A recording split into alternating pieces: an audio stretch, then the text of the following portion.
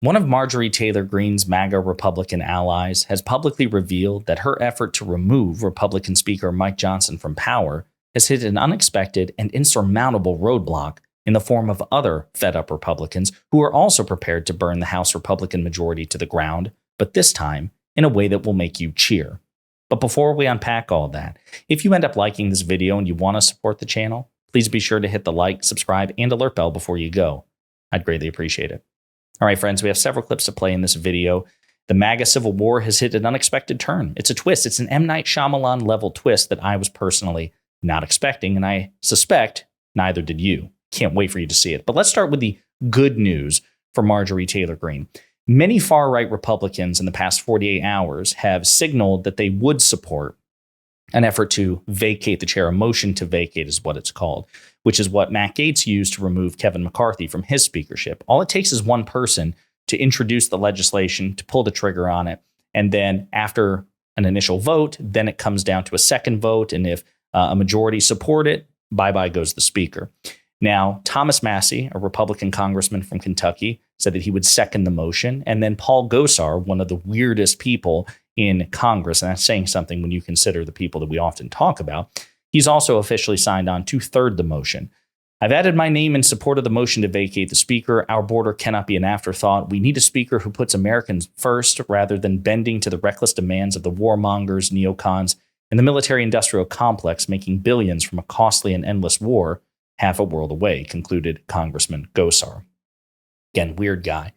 So you would think that Marjorie Taylor Greene's probably on cloud nine because she obviously doesn't like Mike Johnson. And right now, at least in theory, she has the means by which to at least start the process of removing him. Except not really. So in this clip I'm about to show you, the person in the center is a Florida Congresswoman, Anna Paulina Luna, and Matt Gaetz is beside her, and Andy Ogles, the guy who wants to rename Dulles Airport after Donald Trump. They're all here on Matt Gaetz's podcast, and they're all sympathetic to kicking Mike Johnson out of the speakership, but they very somberly note that that is no longer possible, according to what they've been told by their own colleagues. So I'm just going to tell them. Yeah. So I heard that if and when the motion to vacate is introduced, that there will be immediate resignations of a couple of more moderate members of Congress. And in the event that that happens, that ultimately means it does go to a Democrat speaker. And so we're in a predicament. We're in a predicament, she concedes. Well, you're in a predicament of your own making. But yes, according to Anna Paulina Luna, it's possible she's lying. I'm not sure why she would, but she just publicly declared that in the event that these far-right Republicans attempt to remove Mike Johnson from power, one or two additional Republicans will resign prematurely from Congress, which will flip the balance of power to Democrats and Hakeem Jeffries in particular. That is awesome news. And it's believable because not only have we seen an unprecedented, well, perhaps not unprecedented, but an extremely high number of resignations and announcements of incumbent Congress people who won't seek re-election. One of the youngest members of the House Republican Conference, a guy who's only served one term so far, or excuse me, this will be his second term, has just announced that he's not going to seek re-election. 36-year-old joins wave of House Republican retirements. A Republican who has served in Congress just 3 years said that he will not seek re-election in November. Representative Jake LaTurner from Kansas, his retirement is a stark addition to the trend of House members in both parties springing for the exits after a year filled with infighting and discord. Two House Republicans told Axios they expect more retirements in the coming week. So this seems to corroborate, at least in theory, at least it seems to signal that Anna Paulina Luna's predicament is valid, that she is right to be concerned, that enough fed up Republicans are like, you know what? If you do this a second time, we're just going to make Hakeem Jeffries the Speaker of the House in our own way. That would be awesome. And for what it's worth, in his own conspiratorial way, Matt Gaetz appears to concur with Anna Paulina Luna. But here is what I regret to inform you. I do believe in a one-seat majority, there could be one or two or three of my colleagues who would take a bribe in one form or another in order to deprive the Republicans of a majority at all. And so the risk that one or two of my corrupt Republican colleagues might take a bribe, take a walk, feign an ailment, and flip this thing to the Democrats is a risk that is too high for me at this time. But so Matt Gaetz has been cowed. Now, again, it's possible that Matt Gaetz is lying. And he's trying to do it in a way because he likes Mike Johnson or because he's learned his lesson from Kevin McCarthy, whatever. But at least in theory, there seem to be pieces which suggest that this is absolutely true, that House Republicans are so chaotic, so dysfunctional, so spiteful, so short-sighted that they are on the verge of driving more premature resignations from their own conference, people who deliberately would want to flip the majority to Democrats, either because they think it's in the nation's interest to get power out of the hands of their own party or because they're just so fed up with their own party they want to stick it to them. Either way, it works for me. I don't particularly care as long as the end is the correct one, which is House Democrats retaking the majority. And again, we've seen there was a recent, I think it was Mike Gallagher, or a young House Republican who also not only announced that he was not seeking re-election, but like Ken Buck and Kevin McCarthy, left Congress early. As a matter of fact, at the time of recording, I think today is his last day, April 19th, and he left Congress in such a way so as to prevent an interim election so that a replacement could be filled in time. He did it in a way seemingly to deprive these far-right Republicans from the opportunity to hold on to the majority.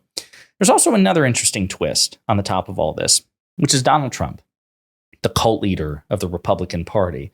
When Mike Johnson basically bent the knee, as well he should, 6 months too late, but he did it, to allow these foreign aid packages to go through, the question is, okay, well, what does this mean in terms of Donald Trump's patronage? I want to play two clips. This is Jake Tapper talking with Mike Johnson about this. And then we got a clip from today with respect to Donald Trump about this very topic. Another player here that we haven't talked about, Donald Trump, who you support for president.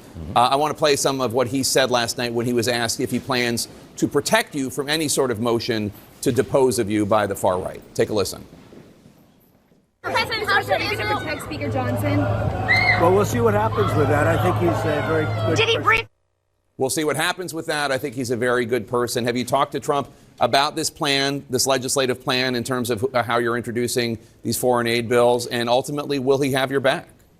Oh, I think he will. I was just with him on Friday down at Mar-a-Lago, and we had dinner together, and my wife was with me, and we had a great visit. We talked about a lot of things, all the politics going on in the country, and he said at a press conference we had there together that I'm doing a very good job, and he supports me and all of that. Listen, I think this is all going to work out. I think it's going to be fine. I did tell the president the plan on all of this, and again, so sad, pathetic that they're so desperate for Donald Trump's patronage when he doesn't even hold office. Again, it'd be one thing if he were the sitting president of the United States, but he's just, again, some cult leader out of Mar-a-Lago. And yet he's also famously mercurial and unpredictable in terms of when and where he screws somebody over. Because here's the reality. Donald Trump's loyalties are ultimately to himself, not to his family, not to his children, not to even necessarily his legacy, but to him personally in the short term. And we've seen time and time again that he's gleefully willing to throw sycophants and acolytes under the bus, right? So Mike Johnson seems to be reassuring himself as much as Jake Tapper. Well, I talked to President Trump recently, and he said he would have my back, and I was a good boy. I'm a really good boy. I'm doing such a good job. Well, this is what happens when Donald Trump was asked today in Manhattan about Mike Johnson. Note the response, or lack thereof. Do you still support Speaker Johnson? Do you still support Speaker Johnson?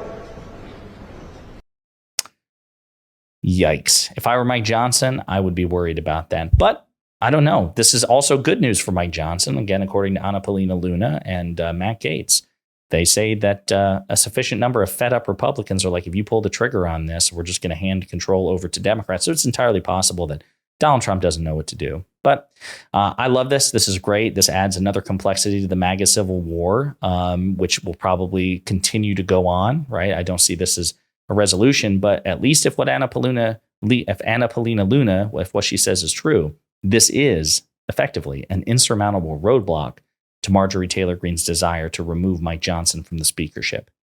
Let me know what you think in the comments.